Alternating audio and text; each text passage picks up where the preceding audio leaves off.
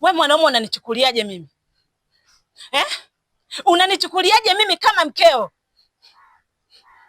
Yaani unavyonitazama unanikuta nani humo ndani?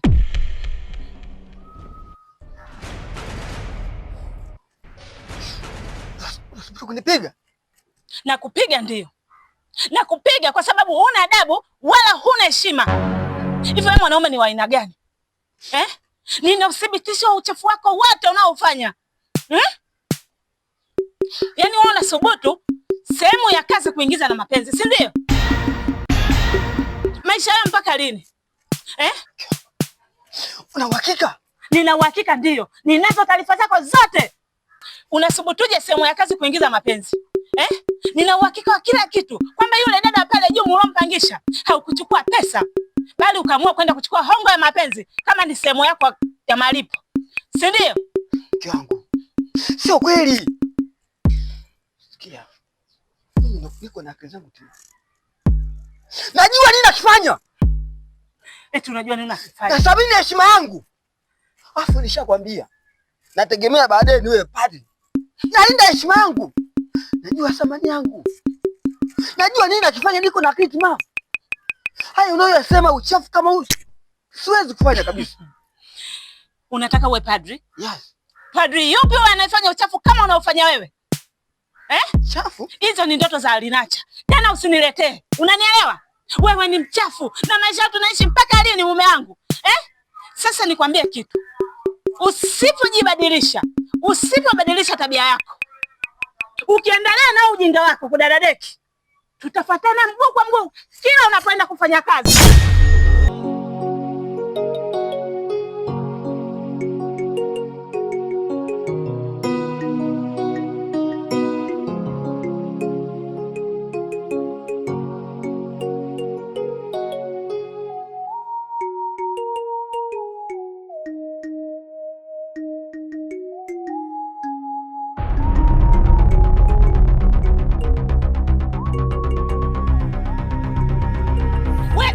Wewe unaenda wapi sasa?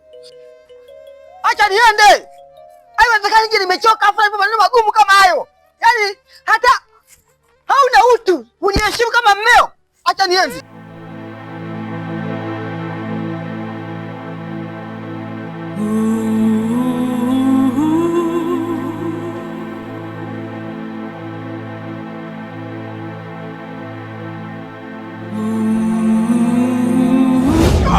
Mheshimiwa vipi? Hakuna cha vipi hapa. Mimi natoka hapa, najiandaa nije tuende zetu katika harakati zetu. Naona tena wewe tena umekuja hapa vipi? Harakati ndio hizi. Harakati ndio kuzungukana. Mimi napita hivyo napita hivi, si ndio? Tena kwenye masuala nyeti ya ndoa. Hivi wewe mzee umri huo na mambo unayofanya kweli? Dunia inaenda hivyo unaenda hivi. Hivi uko sahihi? Shida nini? Unajua thamani ya mke? Unajua heshima ya ndoa? Tikeso. Sikuelewi unaongea nini? Au unamaanisha nini? Unielewi? Mbona unapiga kelele tu mzee? Ina maana unajitoa ufahamu ndaka hujui, si ndio? Hujui? Hivi ile mchezo tuliocheza juzi. Tukwenda kumpangisha dada chumba. Nikashindwa kuchukua pesa kwa sababu ya mambo yetu yale, nikazunguka. Sikuchukua pesa. Yamefikaje kwa mke wangu wakati tulikuwa na wawili tu na nikakwambia mtu yote asijue? Tumefuata mimi na wawili tu, hata kunguru hajasikia. Lakini leo hii mke anajua kila kitu. Amefika pale arudi, nimechoka nataka nipokee. Nakuta maneno. Nikasema hapa hakuna mtu mwingine, ni wewe huyu mzee. Mzee. Ulichonifanyia kinaumiza sana. Umenijeruhi. Nakuheshimu. Hebu nisikilize kwanza.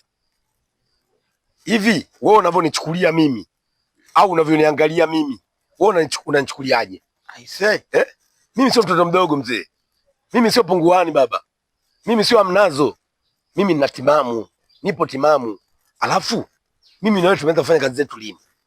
Na lini ulisikia mimi naongea vitu vya kipumbavu juu yako? Au mimi wewe lini umeongea vitu ambavyo ni vya kipumbavu kwangu mimi? Sasa leo mimi nichukue maneno ya katika kazi zetu huko nije nimletee mke wako, inahusu? Nisikilize kwa makini. Nisikilize mzee. Unachotakiwa kufanya, tumia akili.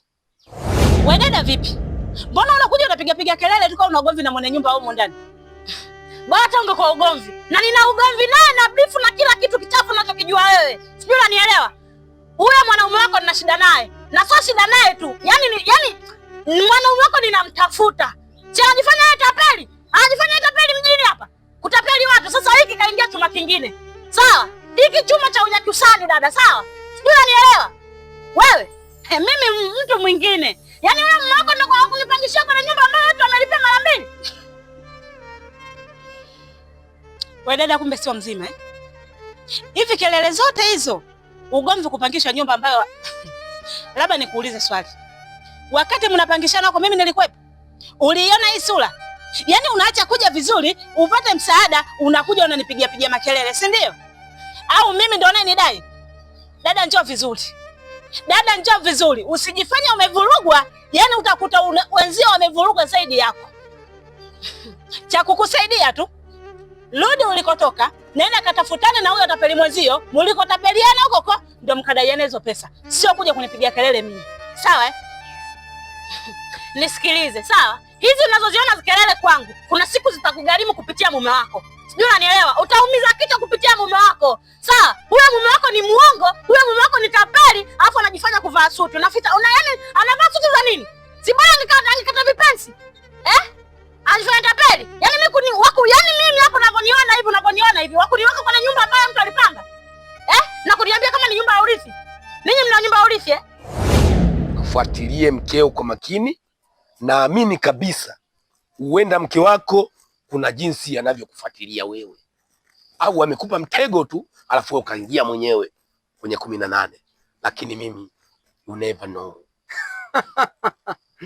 Mzee, eti unanichukuliaje kwa umri wangu? Nilikuwa nachukulia mtu wa heshima sana. Tena alikuwa mtu wa zamani, nilikupa nafasi kama mzazi wangu, lakini mpaka sasa umemwaga mboga, mimi namwaga ugali. Yes.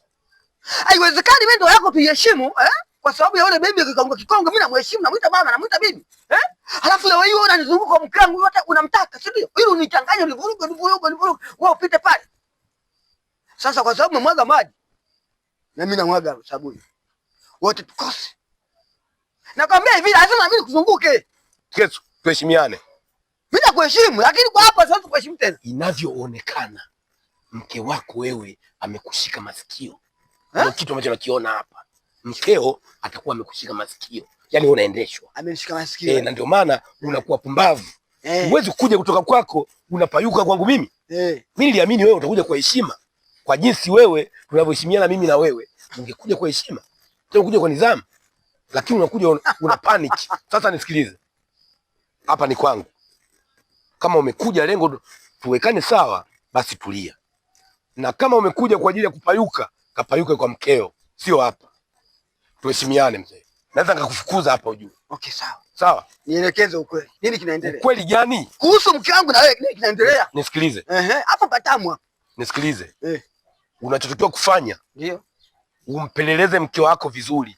Inawezekana wewe unapokuwa unatoka katika shughuli zako, yeye mkeo kuna vitu anafanya. Sawa? Huenda amekuwekea mtu kufuatilia wewe. Kufuatilia nyenendo zako. Kwa hiyo unatakiwa uwe makini sana katika hilo. Lakini mimi siwezi kuongea kitu kama hiko.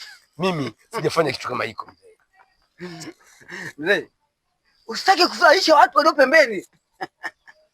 Mimi mtu mzima. Yaani mke aweze kunifuatilia kimya kimya. Tangu lini mke akaweza kujua mambo yangu mimi kunifuatilia kimya kimya? Mwanamke bila kupelekwa maneno na mtu. Na ni wewe mwenyewe ndio unapeleka. Sasa ngoja nikwambie hivi. Mimi naondoka. Lakini kwa sababu umenianzisha, mimi lazima niende na sambamba na wewe. Huyo bibi yako mzee lazima niuke naye. Wewe acha kelele bwana. Lazima niuke naye. Mume wako ana nyumba ya urithi eh? Mume wako ana nyumba ya urithi? Sasa nakwambia hivi, niongee taratibu, niongee sana, niongee nini? Kikubwa umenisikia. Sijui unanielewa? Na ukiniambia kuna mtu ambaye sijui ni nini, sijui kaweuka. Ukiona mtu kaweuka zaidi ya mimi, huyo ni chizi. Sijui unanielewa?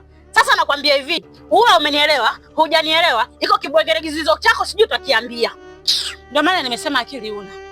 Yaani kumbe wewe dada punguani Hivi kama ungekuwa mjanja wa mjini, uliwezaje kuingia ndani wakati umeona nyumba ina vyombo? Si unajua kabisa kwamba hiki ni chumba cha mtu na wewe unakubali kutoa pesa yako, unaenda kuingia humo ndani. Hapo utakuwa mzima. Alafu wakati unatoa hiyo pesa, ulikubalije kutoa pesa yako kabla hujamwona mwenye nyumba? Yaani nikajua mjanja, kumbe chizi kabisa. Na ndio maana unakuja unapiga makelele tu hapa. Cha kukusaidia tu. Toa miguu yako, rudi huko. Ukamfuata huyo tapeli mwenzio, mliotapeliana. Mlikopeana pesa huko, ndio mkadaiane pesa. Sio wapi kuja kunipigia kelele. Sawa dada? Unaweza ukaenda. Dada, na kama unapanga kubishana na mimi, utajidhalilisha. Kabla hata mimi sijakusogelea. Sijui unanielewa? Nimeongea nimemaliza. Taarifa kifikishia kibwalagizo chako. Kula hela za utapeli tu. Umbavu. Maskini we. Linaonekana dada janja la mjini. Kumbe punguani kabisa. Wajinga ndo waliwao mjini hapa jamani. Ila na wewe mume wangu naye kazidi. Jamani. Halijapoa hili linakuja lingine. Hivi maisha mpaka lini? Huyu mwanaume wa aina gani mwenzenu mimi? Haki ya Mungu.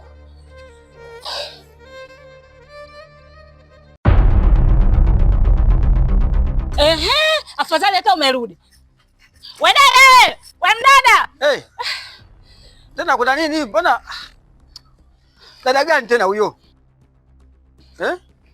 Wewe usijifanya uelewi. Sogea hapa, nikwambie maneno yako. Wewe mwanaume mimi utaniwa na pressure. Wewe mwanaume wa aina gani? Unataka kunipumzisha mtoto wa mwenzio? Wewe mwanaume unataka kuniweka mimi kwenye wakati gani, Kila siku linatoka hivi linaingia hivi. Hivi hapa ametoka sasa hivi. Kuna mdada ametoka hapa. Ndio wewe nilikuwa namkimbilia huko. Najua nitamuona ili aje uelewane naye mwenyewe. Hivi nashindwa kuelewa. Dada yupi huyo ambaye kaja hapa tena mimi nimetoka kaingia dada mwingine ghafla tu hapa. Yupi? Usiniulize mdada yupi. Huyo ni mdada uliochukua pesa zake. Anadai umepangisha huko kwenye nyumba ambayo tayari kuna mtu. Hivyo vyombo vyake ametolewa nje. Amekuja hapa amenipigia mimi na kelele ikiwa mwenyewe haupo. Kwani unataka kuniweka kwenye wakati gani mume wangu? Mke wangu. Haya maneno ya kutengeneza.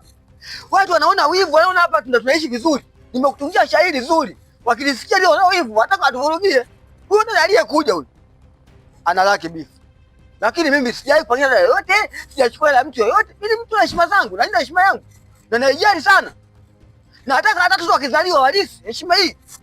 Afu unaniambia mimi nifanye upuuzi kama huu? Hamna. Kwa mke wangu kuwa mpole.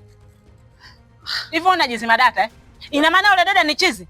Atoke nyumba za mtaa wote uwaje kudai nyumba hii hapa. Unamwona ni chizi au taila? Ina maana hizo habari ni za kweli. Haya, nataka uniambie, hizo pesa ziko wapi? Ulizomdhulumu huyo dada ziko wapi? Mimi mbona sijaziona? Hivi mke wangu. Shida kuelewa hapa yani. Nimekuja asubuhi nimechoka, sijapokelewa yani. Sasa hivi tena narudi tena nakutana tena na maneno. Ina maana wewe umeshanichoka huko ndani, si ndio? Nahisi kama utakuwa umeshapata mtu. Umepata mtu akutia kiburi. Umundani mimi nikirudi unataka uniwekee nani amshamja mimi nitoke. Hii huyu aingie atawale msije. Hapa ndio hiyo hamna lingine. Haukuwa hivi wewe. Nilikuwa nikirudi hapo unanipokea, unanibusu, unanilamba unanifuta viatu. Lakini sasa hivi angalia nimetoka hapa najifuta mwenyewe. Kweli? Unataka nikupokee kwa nani ipi? Kwa mapenzi gani alokuwa hapa? Kila siku unanitafutia janga jipya. Asubuhi kuna jipya, mchana kuna sina hata muda wa kupumzika mtoto wa mwenzio. Kwa nini unataka kuniacha kwenye fungu gani? Sasa sikiliza. Usipobadilisha mwenendo wako. Niogope watu wa nini? Ina maana unifanyia ujinga niache kuongea kwa kuogopa watu. Sasa mume wangu, badilisha mwenendo wako. Usipobadilika, patachimbika huko kila siku.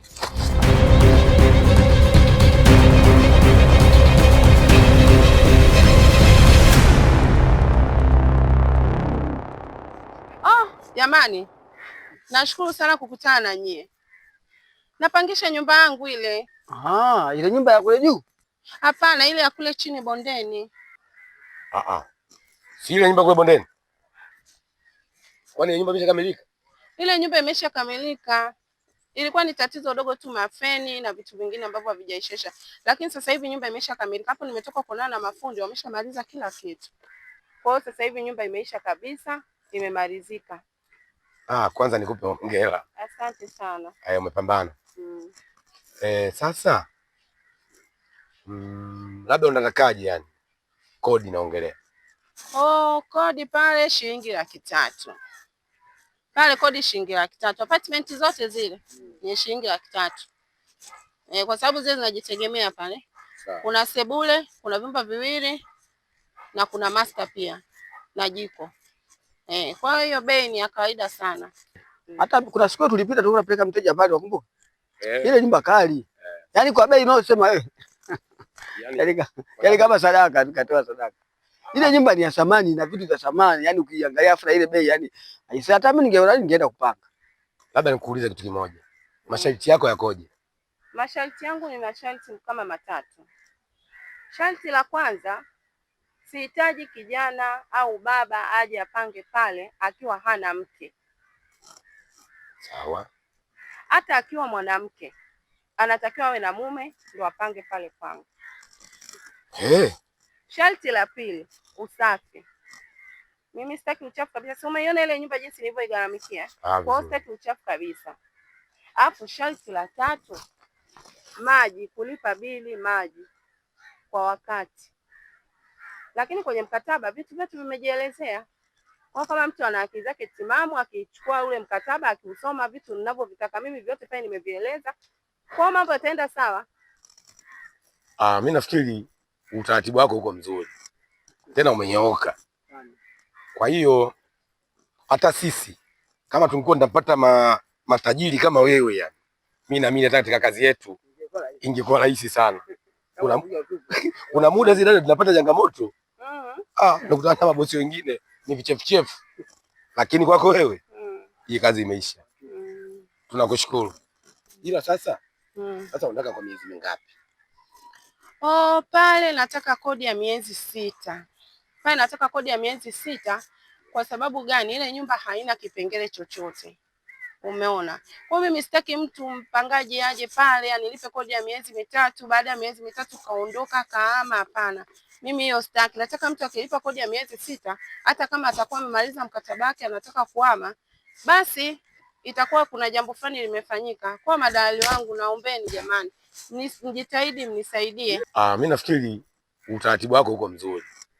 Tena umenyooka. Kwa hiyo hata sisi kama tungekuwa tunapata matajiri kama wewe yani. Mimi naamini hata katika kazi yetu ingekuwa rahisi sana. Kuna muda zile tunapata changamoto. Nakutana na mabosi wengine ni vichefuchefu. Lakini kwako wewe hii kazi imeisha. Tunakushukuru. Alafu hauna sababu ya kutuomba kutuomba msamaha. Utaomba msamaha wa nini? Sisi ndo kazi yetu ujue. Tupo ofisini hapa. Na hapa tupo kiofisi. Kwa hiyo hapa masaa 3 tunakupa. Kwa sababu namba ya simu tunayo. Namba yangu ya simu unayo dada. Wateja mbona hapo? Afu unakumbuka yule? Asubuhi tulikuwa naye kwa tafuta nyumba kama hiyo. Kiufupi hilo ni. Tulikuwa tunajua asubuhi tungekuletea. Lakini hapa lishaisha hapo tayari. Nitakupigia simu. Sawa. Basi namba yangu ya simu unayo? Sawa. Jamani nashukuru sana, kazi njema. Haya, tunashukuru.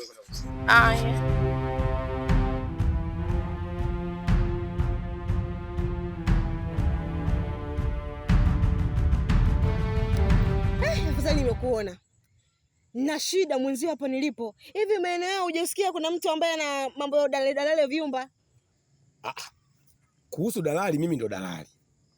Lakini dada yangu kweli unaonekana una shida. Hata salamu hakuna.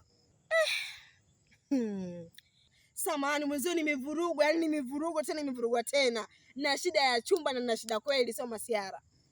Sasa yani hapo wewe hesabu hilo limekwisha. Na kama ni mbuzi ujue mbuzi kafia kwa muuza supu. Mimi ndo dalali mtaani kote, mtaa wote unavyoona. Mimi ndo dalali mkuu hapa. Nasema dalali kiongozi. Kwa hiyo umefika sehemu sahihi. Tena Mwenyezi Mungu amekuonyesha. Asante. Kwa sababu dalali wengine hapa mtaani waongo. Analeta mtu akakuchukua akakuzungusha tu usipate chumba, lakini mimi najitambua umri wangu wenyewe, tunaona. Kwa hiyo sasa wewe unataka chumba cha aina gani? Asante Mungu. Sasa mimi nina shida ya chumba kizuri kina muonekano mzuri.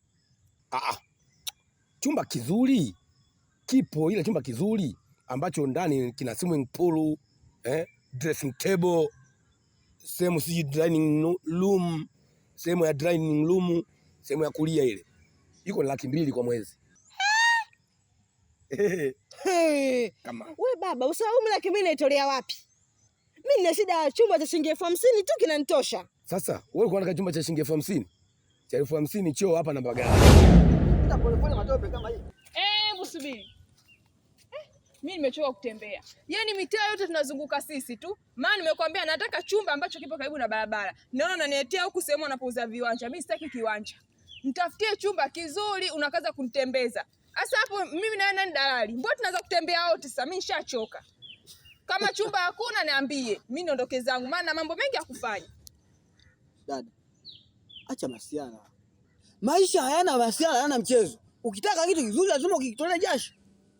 Wewe tukataka chumba kizuri kwa bei kama hiyo, alafu bila kutembea. Pale kuna chumba. Pale kuna vyumba. Lakini wewe kwa hadhi yako na bei ulionayo, wewe kutoa shikao lazima tutembee kule mbele kule. Pale kwa mzee nani pale? Mzee Doshwainsi.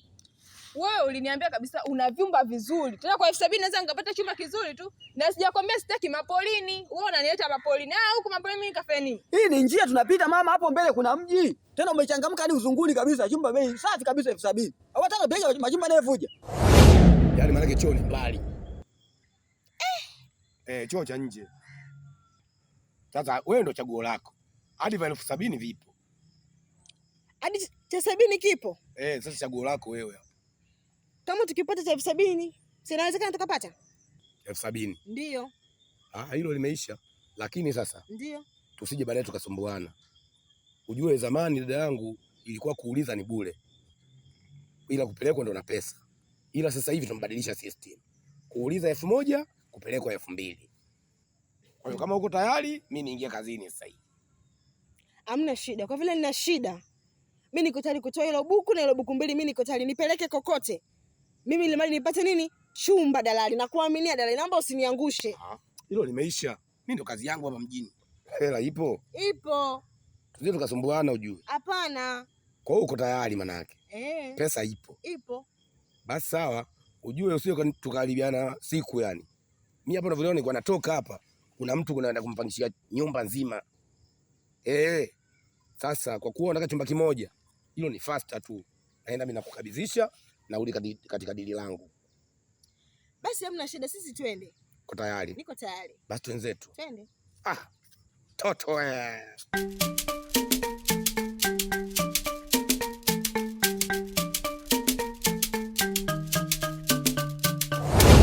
Sema matope. Kwa mimi hapa nadamka asubuhi nataka niende kazini nakutana na matope. Wewe dalali unashona unaletea mioyusho. Afu ndio nimekusai sana. Mimi sitembei kwa miguu. Angalia kwanza nilivyo. Nimependeza mimi dalali, sitembei kwa miguu. Mimi natembea ukija hapo kuja usafiri wako au na kodi bajaji ama pikipiki. Mimi natembea kwa miguu nachafuka kwa ajili yako. Hebu angalia. Mimi nikaenda kwa mke wangu na kwa hivi. Mke wangu mwenyewe yuko smart. Wewe subiri. Kama unataka kupendeza kwa mke wako, unatakiwa ungefanya kazi ambayo umekaa ofisini. Kwa kuwa umechagua kazi hii, unatakiwa utembee tena na hapa bado. Sasa sikia, mimi naondoka zangu. Mimi mambo ya kutembea tembea siwezi. Oho. Nenda huko kazi. Acha masiala bwana. Usiende masiala kwenye kazi. Hii ni kazi, hii ofisi yangu mimi. Mbona nimebeba na mafaili haya? Hii ndio ofisi yangu. Na mimi najulikana mpaka serikalini mpaka makao makuu. Wanajua mimi ni dalali, hata usinisumbue.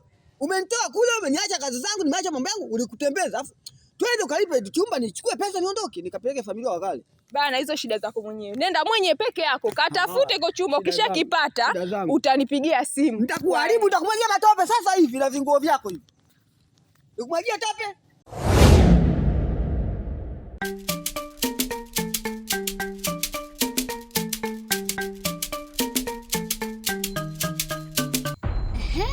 Yaani bora hata tumekukuta hapa.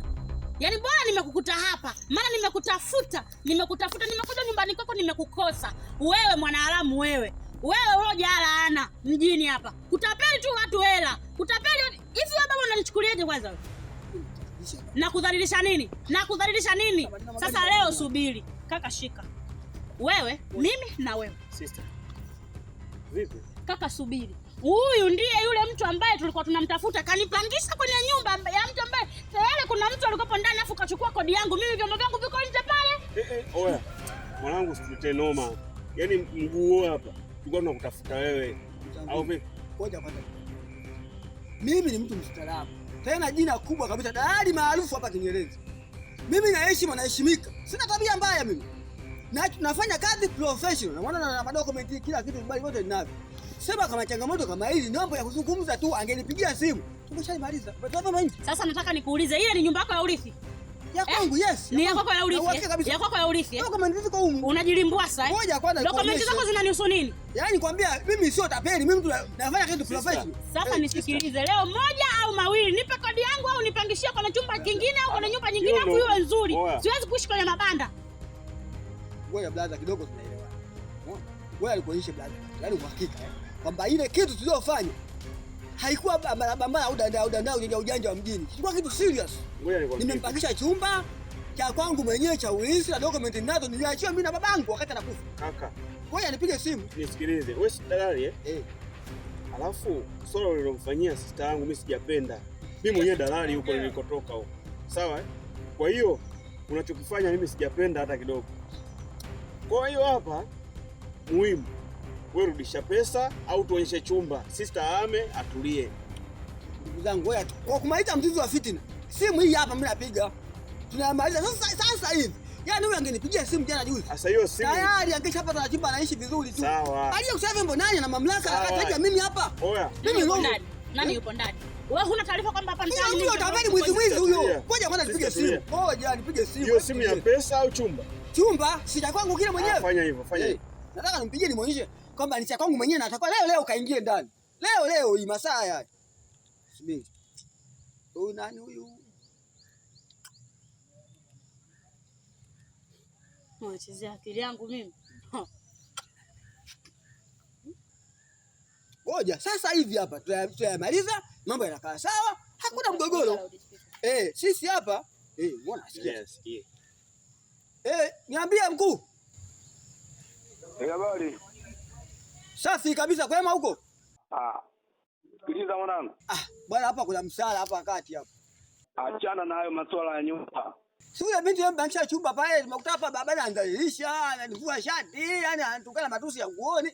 Kweli? Achana na hayo masuala ya nyumba. Huku nyumbani mke wako amefariki. Msiba?